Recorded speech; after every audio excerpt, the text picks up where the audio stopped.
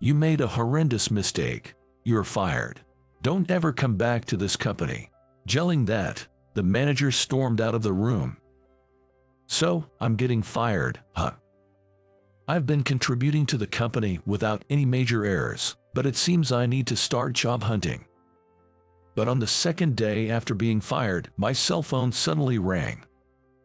Oh, good, you answered, David. Can you come back to the office right now? Having been told this, the scene I saw when I arrived at the company was: my name is David. I live with my loving wife and an energetic 8-year-old son. I work for a subsidiary of a major food manufacturer, handling the ordering and receipt of food products. I deal with products both for restaurants and retail consumers, so managing the inventory is quite challenging. It's a job where attention to detail is crucial, but I've always managed to do it smoothly without any major mistakes. However, there was one troublemaker at the office. Hey David, this document was supposed to be finished by today, right? The one shouting at me was Paul, the manager. Paul is younger than me, in his 40s, but he's my boss. That's because he is the son of the director of the main food manufacturing company, and he always gives orders with a pompous attitude. Furthermore, he always believes he's right, and for that, he is surprisingly bad at his job. He became a director just 2 weeks ago, and for some reason, he seems to have taken a disliking to me. He checks on me daily, pushing more and more work onto my plate. After you finish that, get this document done as well. Hurry it up. Yes, I understand. You should take the initiative before your boss tells you. Honestly, you're so thoughtless. The manager threw a bundle of papers onto my desk and left the room. As I was picking up the scattered documents, I could hear my colleagues whispering to each other. I wasn't trying to eavesdrop, but being in the same room, I couldn't help but overhear. Paul is always tough on David, isn't he? David does his job so meticulously and without any mistakes. I wonder why. But David can be a bit absent-minded, you know. He doesn't hold any significant position at his age, right? Maybe he's not interested in climbing the corporate ladder. Well, with that kind of attitude, promotion seems tough for him. Even when younger manager scolds him, he just brushes it off with a smile. As I overheard my colleagues chuckling behind my back, I let out a sigh. Let them talk. I'm just doing my job my way. Doing what I need to do, my way. I continued to tackle the tasks assigned to me by the manager.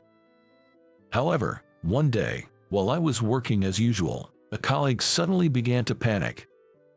Answering the phone, he was sweating profusely and kept repeating apologies. Wondering what had happened, the colleague hung up the phone and approached me. David, what's the meaning of this? Me. The colleague handed me a note.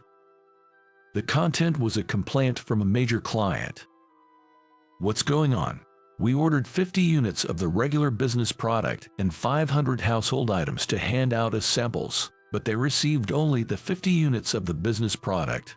They were furious, saying they were supposed to distribute the household items at an event in 3 days. How will we make this right? You're kidding. That can't be. I've never made such a mistake before, and I was sure I checked this order too. Why did this happen? I started to panic. I handled orders for 2 types of products, business and household. The large packs for business and the individually packaged household items have the same product name, so they're easy to be mixed up. Because it's an area prone to errors, I always double-checked, especially since it would be difficult to correct such a mistake. But the fact remains that we've got this complaint. Quickly composing myself, I opened my computer to verify the order. The purchase order showed a record of 50 business products. That's strange. I'm sure I ordered the 500 household items as well. Unable to believe my eyes, I felt a sudden chill. Then, the next moment, Paul's loud voice echoed throughout the room. What kind of mistake is this, you useless employee? No, I'm sure I ordered the 500 household items too. Enough. You clearly only ordered the business products. If you have time to make excuses, find a way to gather those 500 household items now. Paul pushed me against my desk in anger and stormed out of the room. My colleagues looked on with concern at the altercation between manager and me, but none offered help. Either way, I have to find those household items. I quickly returned to my desk and started calling our branches. I'm sorry for the sudden request. If you have any spare household items, could you send them over? Please, I'd really appreciate it. Thank you so much. I owe you one. Only 240 left. Only 3 days left until the event where our client will participate. Can I really gather all 500 by then? No time to doubt. I need to do whatever I can right now. I frantically made calls to address the situation. I deeply apologize. Yes, thank you for checking. I kept bowing and asking if they had any stock. Even if there was just one item available, I would drive there myself to pick it up. Only 70 left. And then, the day before the event, holding boxes filled with the products, I bowed deeply. Thank you so much for this. I can't thank you enough. Finally, I had managed to secure the 500th item. In the end, I managed to prepare the required amount for the event where our client was participating. After that, I quickly headed to the client's place to deliver the goods, but the person in charge looked down on me with a gaze filled with anger. What's going on? We've been doing business for a long time, but I've never felt like this before. Sorry, but I can't trust you anymore. Our business relationship is over. The client angrily took the goods and with a slam, shut the door right in front of me. I stood there, head bowed in disappointment for a while before slowly making my way back to the office. I did everything I could. But when I got back, there stood manager with a stern look, arms crossed, waiting for me. You really messed up this time. If this keeps up, you are going to ruin the company's reputation. You're fired. Leave now and don't come back. With that, the Paul stormed out of the room. I trudged back to my desk, dejected. Is this how I get fired? My mistake caused the company so much trouble. I had always been a reliable employee and contributed well, but it seems I'll have to start job hunting. It'll be tough at my age since I haven't climbed the corporate ladder. How will I break the news to my wife and son when I get home? With a heavy heart, I started packing up my things. As the end of the day approached, I apologized to my colleagues. I'm really sorry for the trouble I've caused. Thank you for everything. I'll be on my way now. I went around, apologizing to everyone, and then clocked out. After finishing the formalities to use my remaining paid time off, I realized there was nothing left for me to do at the company. It's been a long 3 days. I could hear the creaking as I stretched my neck and shoulders. What will I tell my wife and son when I get home? Would they be disappointed in me? Would they see me as a failure? No, they'll greet me with their usual smiles. Given their nature, they wouldn't blame me. But that thought somehow felt even harder to bear. Lost in thought, I found myself close to home. I'm home. Welcome back, Dad. You're late. Oh, you look a bit off. Something happened. Holding my energetic son in my arms, I smiled and shook my head in response to my wife's question. Yeah, just a little something. I'll talk about it later. All right then. Let's eat once you've changed. I headed to my bedroom at a slow pace. Both my wife and son greeted me with warm smiles, just as I had imagined. That made me even more unsure about how to break the news to them. Anyways, I'll tell them after dinner. With renewed determination, I went back to the living room where my wife and son were waiting. Let's eat. Let's eat. So, what happened? You seem a bit down. Dad, something wrong. Their voices, full of concern for me, made my heart race. But I couldn't keep this from them forever. Taking a deep breath and gathering my courage, I began to speak. I'm really sorry, you two. It looks like I've been laid off from work. Upon hearing my words, wife's eyes widened in shock, rendering her speechless. Instead, it was my son who raised his voice. That's awesome. Dad, you don't have to go to work now, right? Yeah, I'll be home for a while starting tomorrow. Yay, let's go to the amusement park then. I've been wanting to go. My son is beaming, gazing at me with a big smile. I just stared back at my son, not expecting his reaction like this. Then, my wife began to chuckle softly. Oh, that's a great idea. You've seemed quite swamped lately. It'd be nice for you to relax. I'd be happy if you were home more. I was taken aback by my wife and son's response. But at the same time, I felt a great sense of relief. I see. Neither of them blames me for getting laid off. Guess it's all right for me to just take it easy at home. Come to think of it, since my son grew up, we haven't really gone on any long trips. I had left all the parenting and household chores to my wife, so maybe this was a good opportunity to spend time with the family. Deep in thought, cherishing the moment, I smiled at the two of them. How about this? The weekend when there's no school, let's all go to the amusement park. Yay, you promise, Dad? I'm looking forward to it already. Their joyful voices filled the living room. What a warm family gathering this is. I'm truly blessed to have these happy moments. Feeling a bit relieved, I continued with my meal. However, the very next morning after I took my paid leave, my cell phone suddenly rang. The caller was a colleague from work. I wonder what's up. Did I make another mistake? With a hint of anxiety, I answered the call. Hello, this is David. Oh, David, glad you picked up. I'm sorry to bother you during your vacation, but can you come to the office right away? Did something happen? I'm sorry. Please come back as soon as possible. I can't explain in detail over the phone, but it's urgent. Understood. I'll be right there. Hearing the urgency in my colleague's voice, I quickly got dressed. My wife looked at me with a puzzled expression. Is everything okay? Was that the office? Yeah, they need me. I'm heading out. I arrived at the office about 40 minutes after the call. As I approached my department, the same colleague hurriedly came over. David, thank goodness you are here. Please, come with me, quickly. Following my hurried colleague, I couldn't help but tilt my head in confusion. Why the rush? What could have possibly happened? As we ran, he started explaining the situation to me. According to him, the morning after I was fired, an infuriated CEO stormed into our department.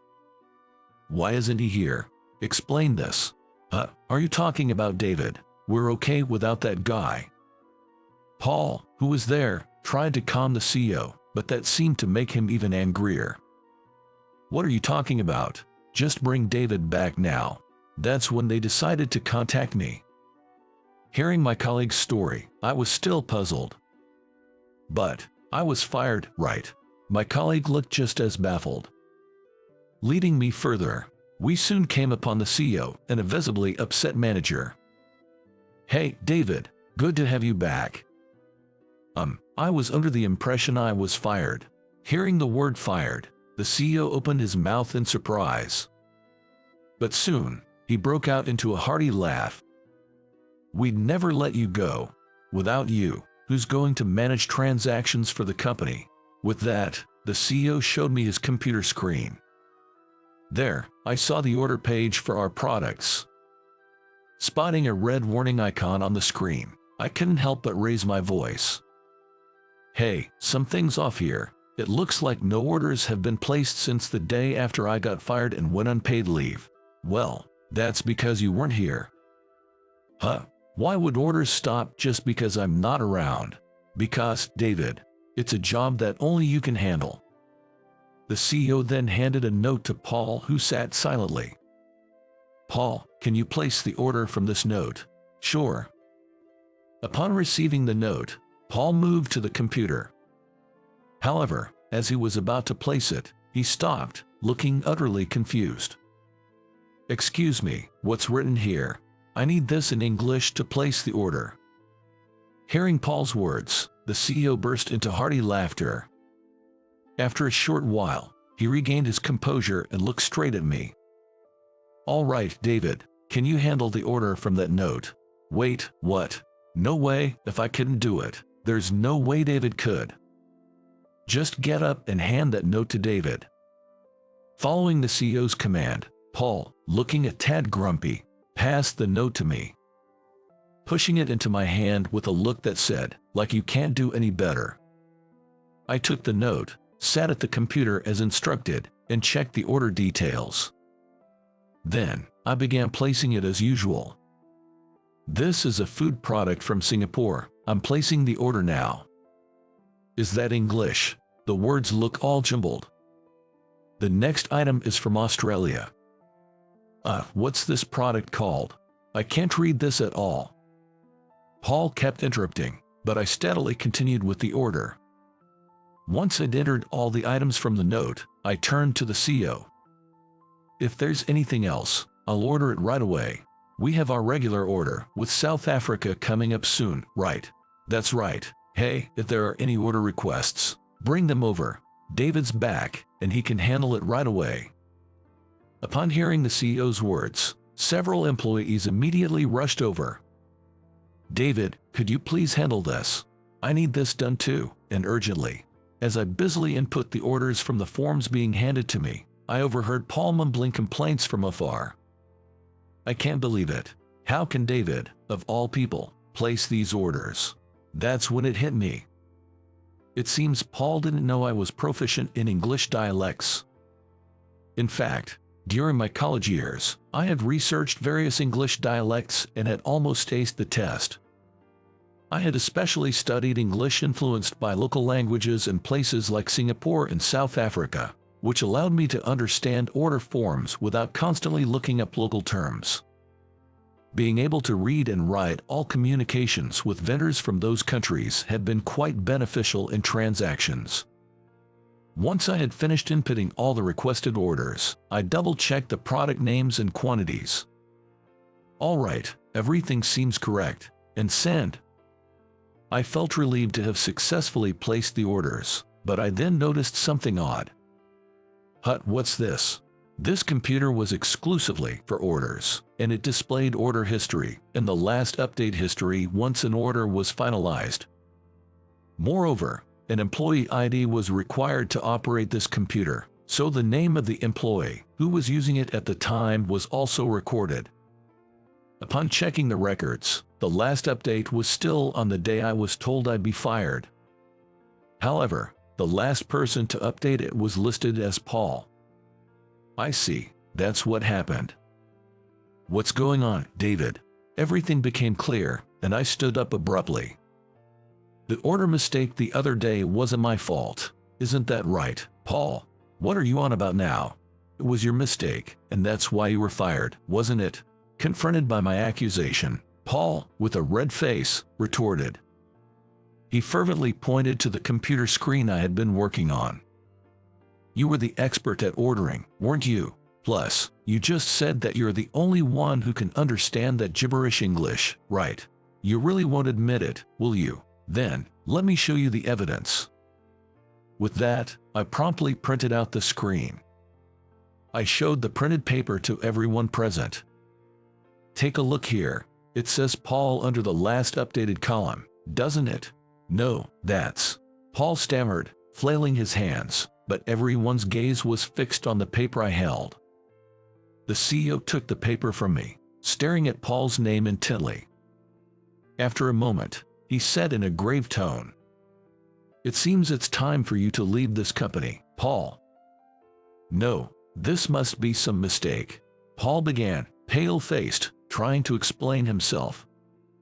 But the CEO, with a stern look, declared, "I'll be informing your father about this. Expect appropriate consequences. Brace yourself." The CEO fixed his gaze on Paul and then left the room.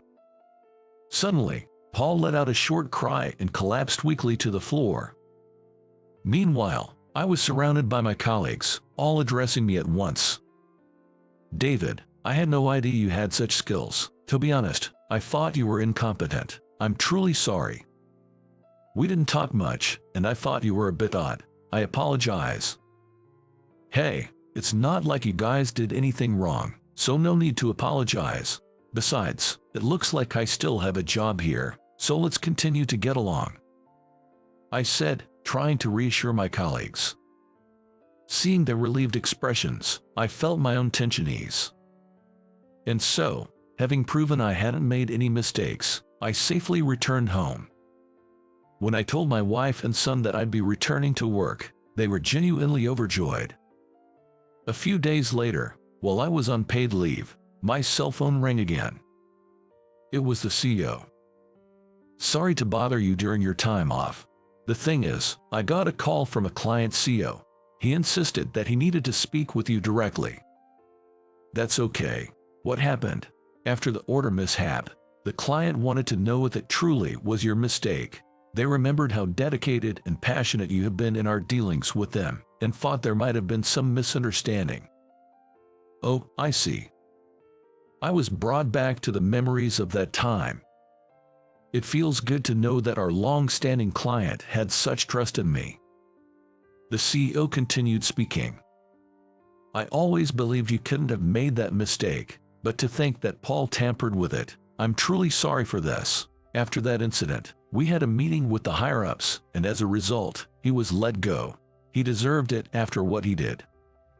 Paul's father is a top executive at our parent company, but it seems his actions were still inexcusable. From what the CEO said, Paul is currently looking for jobs at other companies, but rumors of his tampering are making it tough for him. After hanging up, I took a deep breath. Now, I can get back to work as usual. With Paul gone, I'm even more motivated. Seeing my renewed energy, my wife said, "Seems like some good news," and chuckled. The next day, as we had promised, we took a family trip to the amusement park. My wife and I enjoyed the park, watching our son looking happy. "Dad, Mom, we can get a fast pass here."